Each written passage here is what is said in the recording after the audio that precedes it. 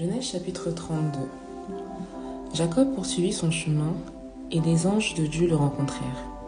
En les voyant, Jacob dit, « C'est le camp de Dieu », et il donna à ce lieu le nom de Mahanaïm.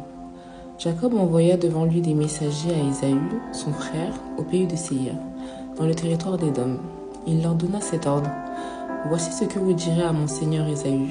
Ainsi parle ton serviteur Jacob. J'ai séjourné chez Laban, et j'y suis resté jusqu'à présent.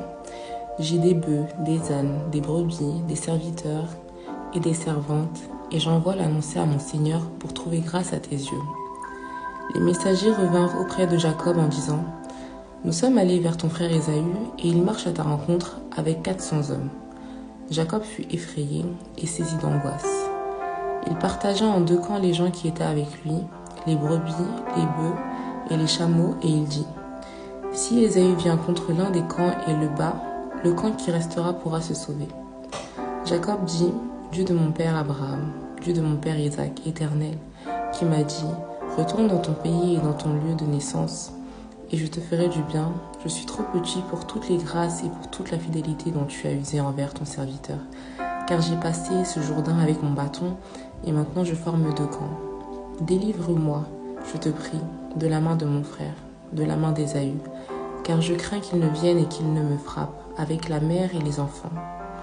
Et toi, tu as dit, je te ferai du bien, et je rendrai ta postérité comme le sable de la mer, si abondant qu'on ne saurait le compter. » C'est dans ce lieu-là que Jacob passa la nuit. Il prit de ce qu'il avait sous la main pour faire un présent à Ésaü son frère. 200 chèvres et 20 boucs, 200 brebis et 20 béliers, 30 femelles de chameaux, avec leurs petits qu'elles allaitent, 40 vaches et 10 taureaux, 20 ânesses et 10 ânes. Il les remit à ses serviteurs troupeau par troupeau, séparément. Et il dit à ses serviteurs, « Passez devant moi, et mettez un intervalle entre chaque troupeau. » Il donna cet ordre au premier. « Quand Ésaü mon frère te rencontrera et te demandera, à qui es-tu, où vas-tu, et à qui appartient ce troupeau devant toi, tu répondras, à ton serviteur Jacob. C'est un présent envoyé à mon seigneur Ésaü, et voici, il vient lui-même derrière nous. » Il donna le même ordre au second, au troisième, et à tous ceux qui suivaient les troupeaux. « C'est ainsi que vous parlerez à mon seigneur Ésaü, quand vous le rencontrerez. Vous direz, voici ton serviteur Jacob vient aussi derrière nous. » Car il se disait, je l'apaiserai par ce présent qui va devant moi, ensuite je le verrai en face, et peut-être m'accueillera-t-il favorablement. Le présent passa devant lui, et il resta cette nuit-là dans le camp. Il se leva la même nuit, prit ses 2 femmes, ses 2 servantes, et ses 11 enfants, et passa le gué de Djabok. Il les prit, leur fit passer le torrent, et le fit passer à tout ce qui lui appartenait. Jacob demeura seul. Alors un homme lutta avec lui jusqu'au lever de l'aurore.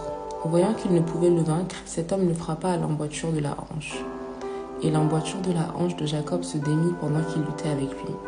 Il dit, « Laisse-moi aller, car l'aurore se lève. » Et Jacob répondit, « Je ne te laisserai point aller, que tu ne m'aies béni. » Il lui dit, « Quel est ton nom ?» Et il répondit, « Jacob. » Il dit encore, « Ton nom ne sera plus Jacob, mais tu seras appelé Israël. Car tu as lutté avec Dieu et avec des hommes, et tu as été vainqueur. » Jacob l'interrogea en disant, « Fais-moi, je te prie, connaître ton nom. » Il répondit, « Pourquoi demandes-tu mon nom ?» Et il le bénit là. Jacob appela le lieu du nom de Péniel.